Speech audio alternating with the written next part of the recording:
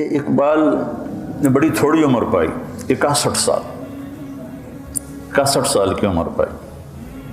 1877 میں پیدا ہوئے، 1938 میں انتقال ہوا۔ ہماری جماعت گئی 96 میں انڈونیشیا۔ اس وقت جنرل حبیبی صدر انڈونیشیا تھا، تو اس سے ملنے گئے تو اس نے کہا، ڈاکٹر اشفاق صاحب رحمۃ اللہ علیہ تھے، یہ طاہر اشفاق اور طارق اشفاق کے والد تھے۔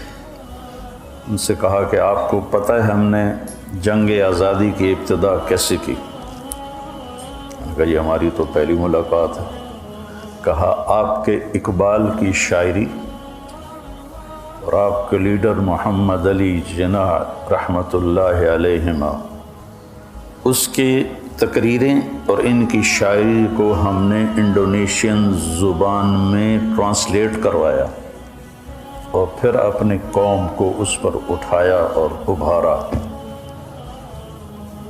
اور پورا ملک آزاد کروا لیا۔ یہاں اب تو خیر سب کچھ چلا گیا، یہاں والوں کو نہیں پتہ اقبال کون ہے، تو باہر کسی کو کیا پتہ ہو؟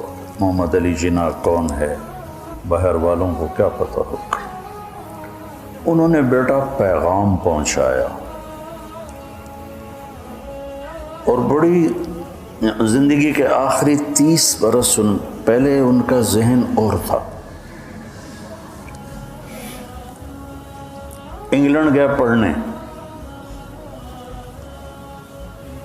اور وہاں کا فلسفہ پڑھ کے ذہن غلط اور ہونے کے بجائے سیدھا ہو گیا۔ انہوں نے اپنے نبی کو پڑھا،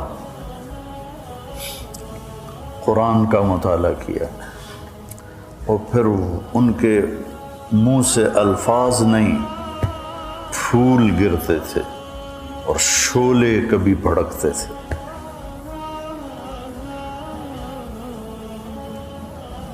اگر آپ میں سے کسی کو اللہ ذوق دے نا تو اس کی کوشش کیا کرے کہ مزید آگے بڑھ جائے، کیونکہ اس کا تعلق پڑھنے لکھنے سے نہیں ہے، اللہ کی عطا ہے۔ ہمارا ایک میراثی تھا، بالکل ان پڑھ، اتنا بڑا شاعر تھا، فی البدیع شروع ہو جاتا تھا پنجابی میں۔ تو یہ اللہ کی عطا ہے، اس کو ہم پڑھنے لکھنے سے نہیں کر سکتے۔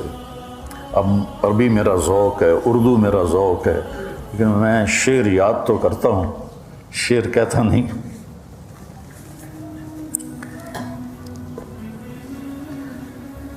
اقبال رحمۃ اللہ علیہ نے امت کو پیغام دیا، امت کو جگایا، امت کو حوصلہ دیا، قرآن کے پہلوؤں کو، سیرت کے پہلوؤں کو شاعری میں ڈبو دیا۔ اور مولانا علی میاں رحمۃ اللہ علیہ فرمایا کرتے تھے کہ اقبال کی فارسی کی شاعری اردو شاعری سے بھی، ان کی اردو شاعری سے بھی زیادہ بلند ہے۔ ایران میں ایک ایڈیٹوریم بنا، تو وہاں اس کے بڑے گیٹ پر اقبال رحمۃ اللہ علیہ نے جو مرثیہ لکھا امام حسین علیہ السلام کا، بادشاہ است حسین، وہ لکھا ہوا تھا، نیچے محمد اقبال۔ تو ان کا جب آیا نا مہمان خصوصی افتتاح کرنے، تو اس نے ایسے اس کو پڑھا، دیکھا نیچے اقبال۔ وہ کہنے لگا تمہیں ایران میں کوئی شاعر نہیں ملا جی کہ تم ایک ہندی کو یہاں لے کر آ گئے ہو؟ تو انتظامیہ جنہوں نے بنایا تھا کہنے لگے حضور آپ ہمیں کوئی شاعر نکال کے دے دیں ایران کا جس کا کلام ایسا ہو، تو پھر ہم یہ مٹا دیں گے، وہ چڑھا دیں گے۔ تو وہ آگے چپ ہو گیا۔ اس کی فارسی شاعری بڑی زبردست۔ تو امت کو پیغام، اللہ سے باتیں، کیوں ضیاءکار بنوں سود فراموش رہوں، فکر فردا نہ کروں، محو غم دوش رہوں، نالے بلبل کے سنوں اور ہماتن گوش رہوں، ہم نوا میں بھی کوئی گل ہوں کہ خاموش رہوں۔ اب یہ وہ اللہ سے بات کرنا چاہتا ہے، امت کو ماضی یاد دلانا چاہتا ہے۔ ساز خاموش ہیں فریاد سے معمور ہیں ہم، نالا اگر لب پہ آتا ہے تو مجبور ہیں ہم۔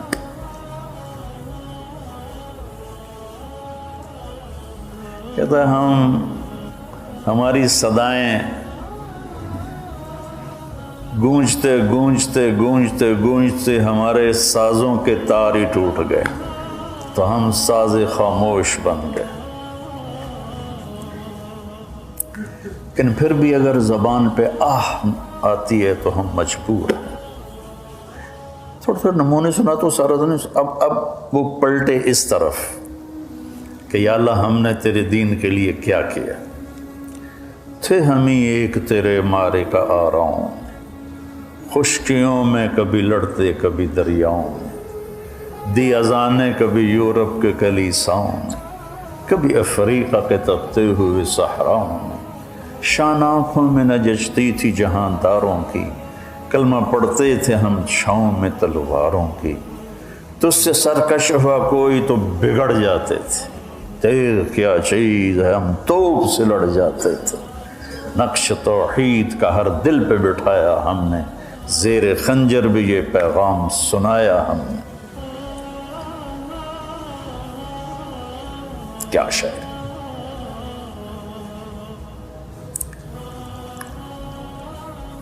کبھی اے حقیقت منتظر نظر آ لباس مجاز میں، کہ ہزاروں سجدے تڑپ رہے ہیں میری جبین نیاز میں۔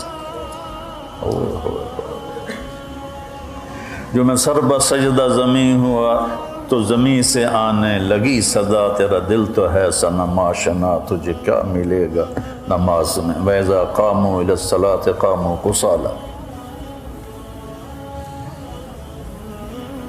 اور یہ جو صبر ہے، صبر، اس کو جس پیرائے میں اقبال نے بیان کیا ہے شاید ہی کوئی بیان کر سکے۔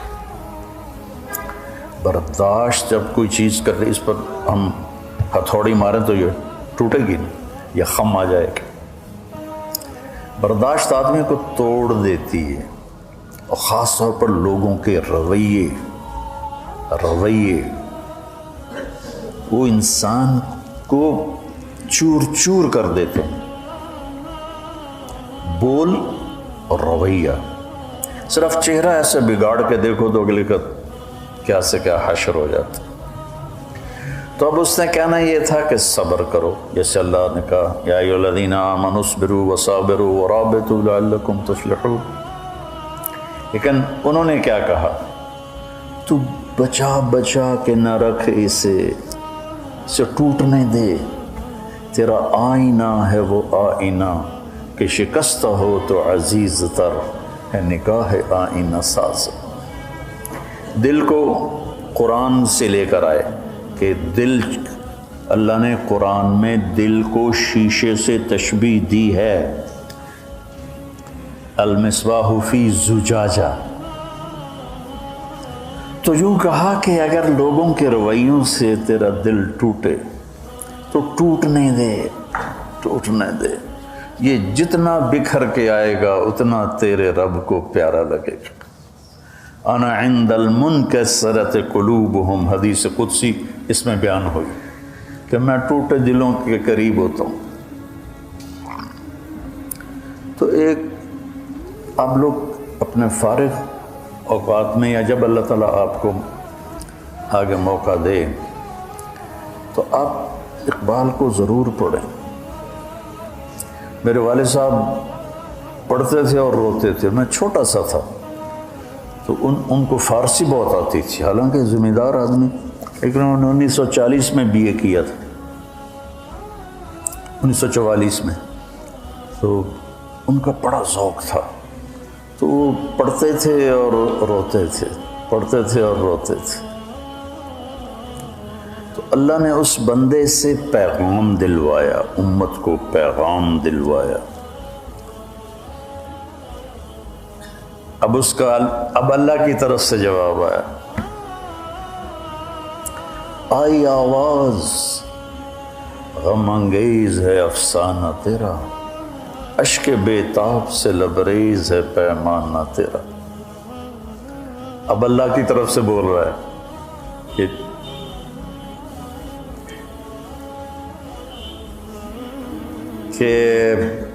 میرے گلے کے بدلے میں جواب آیا، ہاں میرے بندے واقعی بڑی دکھی کہانی ہے تیری، اور بڑے بےتاب آنسوؤں میں بھیگی ہوئی ہے کہانی تیری، لیکن ہم کیا کریں، ہم تو مائل بکرم ہیں، کوئی سائل ہی نہیں، راہ دکھلائیں کسے راہ رو منزل ہی نہیں، تم ترستے ہو کلی کو وہ گلستاں با کنار۔ ایک مصرع ہے یہ، تو وہ پھر جواب شکواتا ہے کہ میں تو دینے کو تیار ہوں، آؤ تو صحیح، ہم تو مائل بکرم ہیں، آ جاؤ، کوئی مانگے تو صحیح، کسے راہ دکھلاؤں، کوئی راہ ڈھونڈنے والا، کوئی راہ کا تلاش کرنے والا، کسی رہبر کی تلاش میں ہو تو میں راستہ دکھلاؤں۔ تمہارے بڑوں نے باغات کو ٹھوکر مار دی اور تم چند کلیوں پہ بک جاتے ہو، تم ترستے ہو کلی کو وہ گلستاں بکنار۔ ہائے میرے بچوں، یہ دو بڑے محسن لوگ گزرے ہیں پاکستان کے۔ 1938 میں ان کا انتقال ہوا۔ 1930 میں الہ آباد میں انہوں نے سب سے پہلے ایک الگ ملک کا تصور پیش کیا کہ ہمیں ایک الگ ملک چاہیے جس میں مسلمان، ان کا تو تصور بہت عالی شان تھا، انہیں کیا خبر تھی کہ ادھر بھی وہی کچھ ہوگا جو وہاں ہو رہا ہے۔ اس وقت جو ہماری قوم کر رہی ہے، یہ سب حکومتوں کو گالیاں نکالتے ہیں۔ تجھے کیوں فکر ہے اے گل، دل صد چاک بلبل کی، تو اپنے پیرہن کے چاک تو پہلے رفو کر لے، کہ اپنے سے شروع کرو۔ تمنا آبرو کی ہے اگر گلزار ہستی میں، تو کانٹوں سے الجھ کر زندگی کرنے کی خوب